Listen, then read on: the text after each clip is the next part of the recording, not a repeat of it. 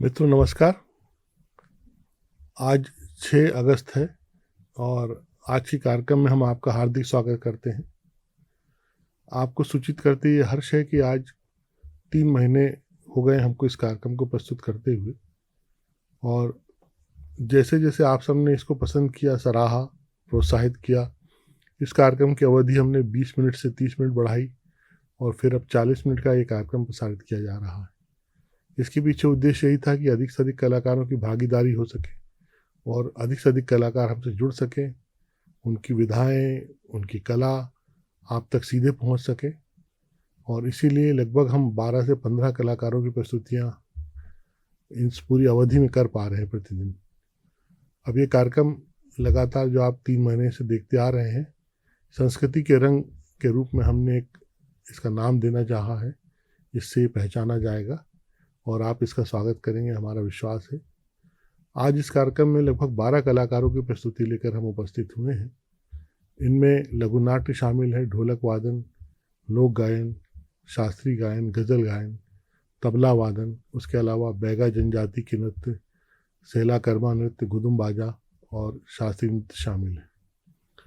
आज इस प्रस्तुति में जो कलाकार शामिल हो रहे हैं वे उज्जैन, सीधी सिंगरौली, सतना टीकमगढ़, शाहजहाँपुर डिंडोरी, अनूपपुर और सिवनी से आते हैं।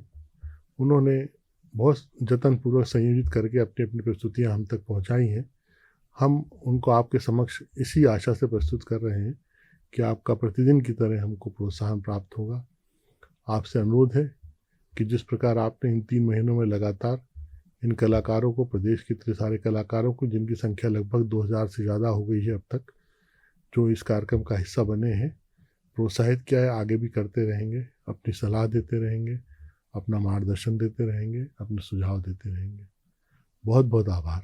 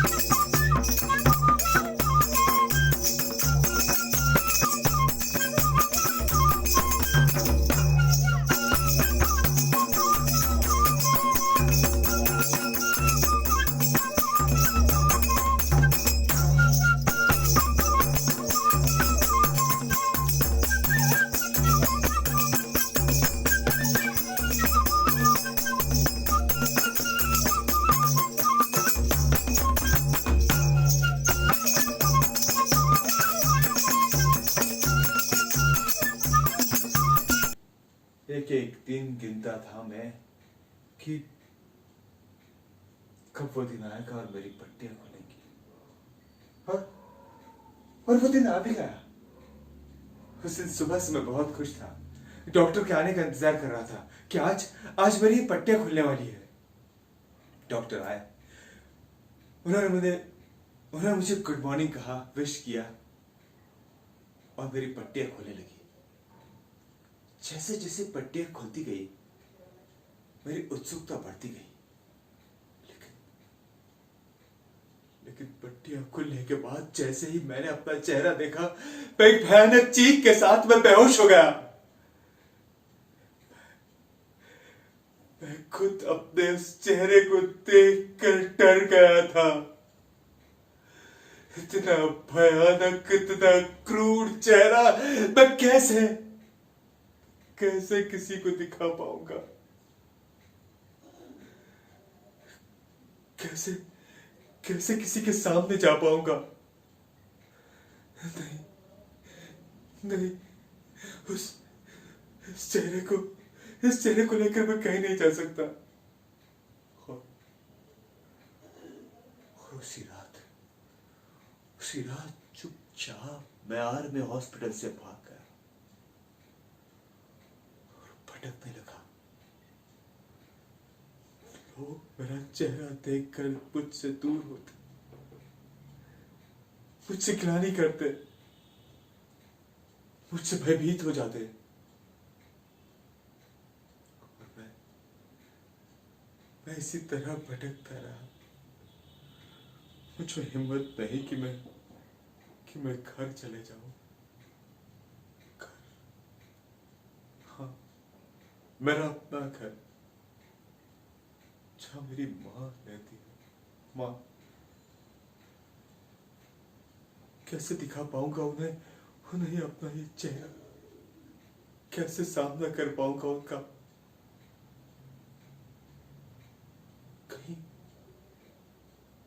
कहीं उन्होंने ये तो नहीं समझ लिया कि मैं जन्म में मारा गया? क्योंकि मैंने पिछले 1 साल से उनसे कोई संबंध भी नहीं रखा। 6 महीने आर्मी हॉस्पिटल में, और उसके बाद इन 6 महीनों से मैं भटक रहा हूं। बस कैसे पहुंच पाऊंगा घर? और कैसे सामना कर पाऊंगा नंदिनी का? वो तो मुझे भूल ही गई होगी। उसने तो शादी भी कर ली होगी। नंदिनी, अरे नंदिनी के बारे में तुम्हें बताना ही भूल गया। नंदिनी का नाम आते ही आपकी आंखों के सामने एक हंसता मुस्कुराता चेहरा घूम जाता है। वो चेहरा कितना मासूमियत भरा था। अरे नंदिनी, मेरी बचपन की दोस्त, मेरी मित्र, या यूं कहो सब कुछ। उसके बिना जी नहीं पाता था। हम दोनों बचपन से साथ में खेले, स्कूल जाते, तालाब के किनारे मछलियां पकड़ते, तितलियों के पीछे भागते, हर दिन साथ में। और बस इसी तरह हम बड़े होते गए। उन दिनों मैं बांसुरी बजाता था। नंदिनी कहती थी कि मैं जब बांसुरी बजाता हूं ना, तो उसे कृष्ण की याद आ जाती है। जैसे कृष्ण जब बांसुरी बजाते थे और राधा खींची चली आती थी। बस उसे भी मेरी बांसुरी में कृष्ण की मधुरता सुनाई देती थी। और उसी दिन मैंने नंदिनी से कहा कि नंदिनी, अब मैं बांसुरी छोड़कर बंदूक थामना चाहता हूं, आर्मी में जाना चाहता हूं। कितना नाराज हुई थी वो, कितना नाराज हुई थी। अरे क्या क्या नहीं सुनाया था उसने मुझे। वो कहने लगी कि तुम जैसा कोमल हृदय कैसे बंदूक थाम पाएगा, कैसे किसी पर गोली चला पाएगा। लेकिन साहब, वो जो जोश होता है ना, वो जुनून देशभक्ति का, वो सब कुछ पीछे छोड़ देता है, सब कुछ। और मैं नंदिनी को बिना बताए चुपचाप सुबह पहली गाड़ी से आर्मी हेडक्वार्टर पहुंच गया। अगर उससे बताता तो शायद वो मुझे जाने ही ना देती।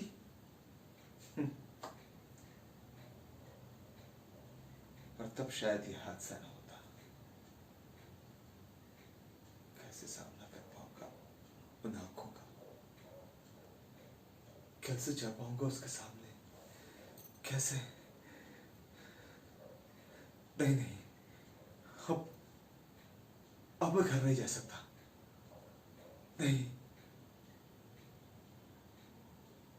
माफ कीजिए, कहीं आप ये तो नहीं समझ रहे कि मैं...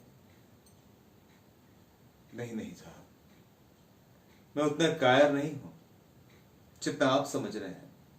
मैं ऐसा कुछ नहीं करने वाला साहब। मैं आर्मी में रहा हूं, देश की सेवा की है मैंने। ऐसा तो कोई कदम नहीं उठाऊंगा, लेकिन घर भी नहीं जाऊंगा। एक ऐसी जगह जहां मेरी कोई पहचान ना हो, एक ऐसी जगह जहां कोई मुझे जानता ना हो, बस वहीं जाऊंगा। लेकिन मैं जाऊंगा कहां?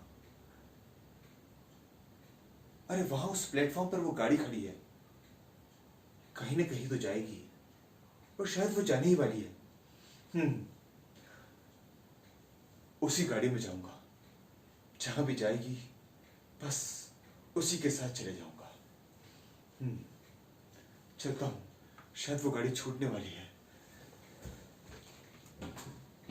शर्मा बोल रहा हूँ, नाल वादक हैं और जो कुछ ये ताल मकाम है। नमस्ते।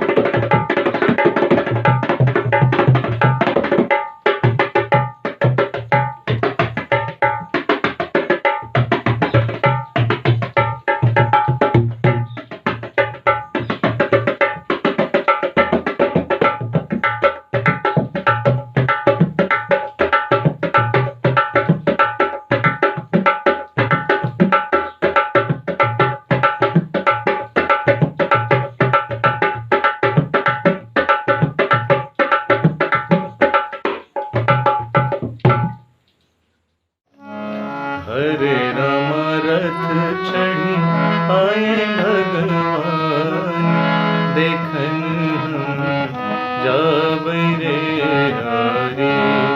हरे राम रथ चढ़ी आए भगवान, देखन हम जाबै रे हरे।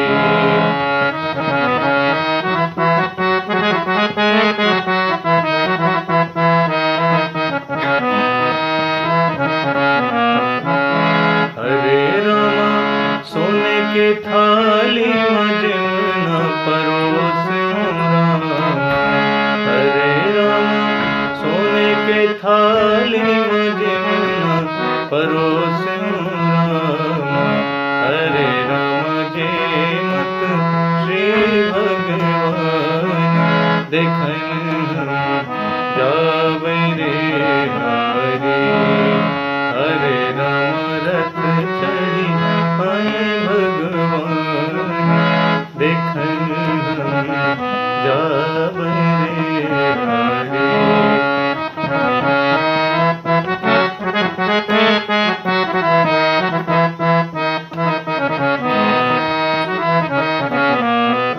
हरे राम सोने के लोटा में जल भरी लायो राम। हरे राम सोने के लोटा में जल भरी लायो राम। हरे राम घूटे श्री भगवान, देखन हम जाबै रे हरि। हरे राम रथ चढ़ी आए भगवान, देखन हम जाबै रे हरि।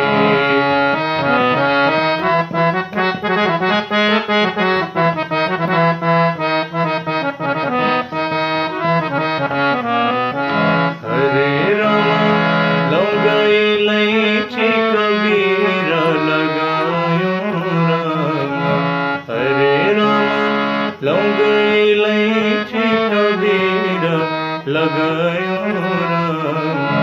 हरे राम कुदरत श्री भगवान, देखन हम जाबै रे हरि। हरे राम रथ चढ़ी आए भगवान, देखन हम जाबै रे हरि। धन्यवाद।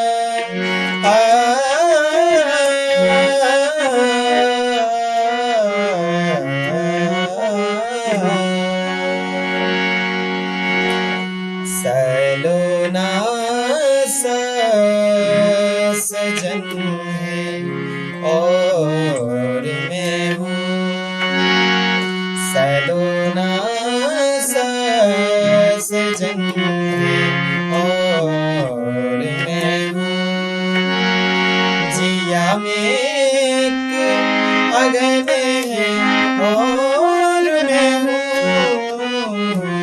सलोना सा सजन है और मैं हूँ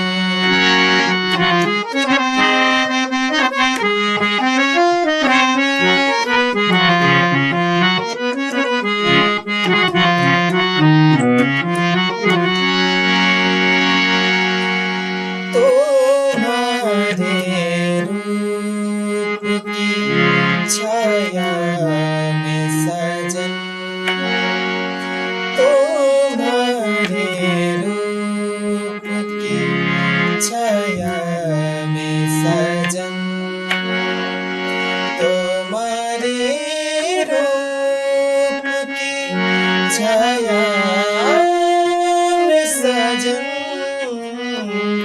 बड़ी ठंडी पवन है और मैं हूँ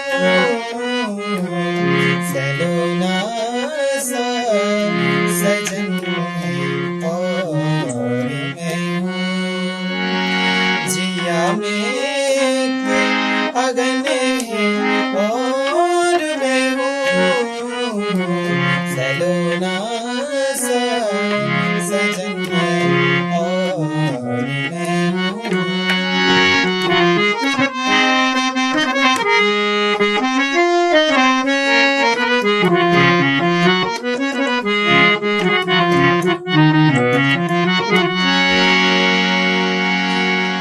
चुराए चैन रातों को जगाए चुराए चैन रातों को जगाए चुराए चैन रातों को जगाए पिया का ये चलन है और मैं हूँ सलोना सा सजन है और मैं हूँ जिया में एक अगन है और मैं हूँ सलोना सा सजन है और मैं हूँ